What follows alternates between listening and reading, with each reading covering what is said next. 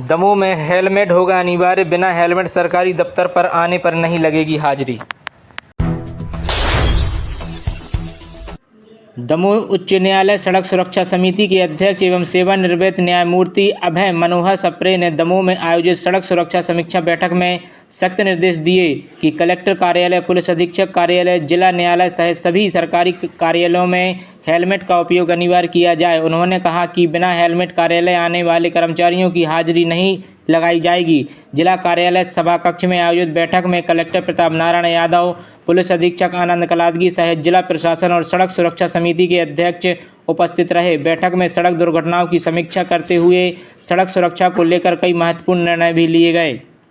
न्यायमूर्ति सप्रे ने कहा कि मध्य प्रदेश का कम से कम एक जिला जीरो फैटेलिटी डिस्ट्रिक्ट बने, इसके लिए प्रशासन को गंभीरता से काम करना होगा। उन्होंने कहा कि सड़क दुर्घटनाओं में कमी लाने के लिए नियमों का सख्ती से पालन करना और तकनीकी आधारित और निगरानी अवस्था को मजबूत किया जाए। कलेक्टर प्रताप नारायण यादव ने बताया कि सड़कों से गौवंश हटाने, ब्लैक स्पॉट सुधारने और सुरक्षित सड़क डिवाइडर जैसे तैयार करने की दिशा में लगातार काम किया जा रहा है। वहीं पुलिस अधीक्षक आनंद कलादगी ने बताया कि जिले में 14 ब्लैक स्पॉट चिन्हित किए गए हैं, जहां सुधार कार्य जारी है और यातायात नियमों के उल्लंघन पर कार्रवाई की जाएगी। खास बातें, सभी सरकारी कार्यालयों में हेलमेट पहनकर आना होगा अनिवार्य, बिना हेलमेट आने वाले कर्मचारियों की हाजिरी नहीं लगाई जाएगी।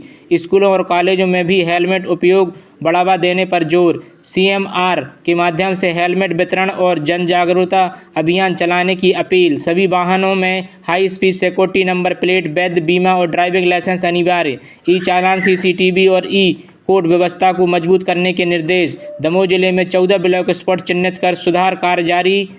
District and drive, over speeding और यातायात नियम तोड़ने वालों पर लगातार कार्रवाई। लक्ष्य सड़क दुर्घटनाओं में कमी लाकर जीरो फैटेलिटी डिस्ट्रिक्ट बनाना है। हम सब के लिए सौभाग्य की बात है कि आज उच्चतम न्यायालय सड़क सुरक्षा समिति के अध्यक्ष श्री सप्रे साहब पधारे थे और उनके द्वारा आज जिले में जो सड़क सुरक्षा को लेकर जो घटनाएं होती हैं उन सब पर विस्तार से चर्चा की गई। और चर्चा के बाद जो आया कि सर्वाधिक सड़क दुर्घटनाएं हेलमेट न लगाने के कारण होती हैं। हमारे यहाँ लगभग 2 लाख वाहन, टू व्हीलर वाहन RTO में पंजीकृत हैं और लगभग 6000 फोर व्हीलर पंजीकृत हैं। सर्वाधिक घटनाएं जो होती हैं वो टू व्हीलर्स के उससे हो रही हैं, ये संज्ञान में आया है। साथ ही जो हमारे रोडों पर गड्ढे हैं पानी भरने के कारण, और हमारे जो गौवंश है जो रोड पर बैठ जाने के कारण, और शाम को टाइम जो कई लोग नशे की हालत में वाहन चलाते हैं, इसके कारण घटनाएं हो रही हैं। साथ ही जो रोड में कर्व हैं या विजिबिलिटी नहीं है, इन सब घटनाओं को दूर करने के लिए या इन सब जो कारण हैं उनको दूर करने के लिए हम सबके द्वारा प्रयास किया जाएगा। और इसमें निर्णय लिया गया है कि हमारे इसके लिए जन जागरूकता अभियान चलाया जाए। जो सरकारी कार्यालय हैं इनमें सभी अधिकारी कर्मचारियों को पाबंद किया जाए कि वो हेलमेट लगा के आएँ और आमजन को जन तक ये बात पहुंचाई जाए कि जैसे अपना मोबाइल लेके साथ में चलते हैं, मोबाइल कभी नहीं भूलते, इसी तरह से हेलमेट लेके चलें। वो हमारे जीवन के लिए अति महत्वपूर्ण, अति आवश्यक है। जीवन की सुरक्षा है तो सब कुछ है, अदरवाइज कुछ भी नहीं है। इसी तरह से जो सड़क निर्माण की एजेंसियाँ हैं इनको भी हिदायत दी गई है कि जो भी भविष्य में रोड डिजाइन करें वो प्रॉपर करें, उसमें यू टर्न ना हो, कर्व ना हो, इतना कि लोगों को सुविधा हो और जो अपने इसका कारण बने, घटनाओं का कारण बने।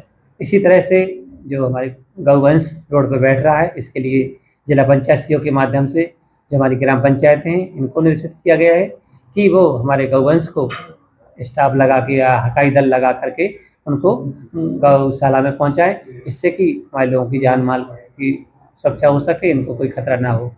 साथ ही जो नशे की हालत में वाहन चलाते हैं, सघन चेकिंग करने के लिए इसमें कार्य योजना बनाई जा रही है कि सघन चेकिंग की जाएगी।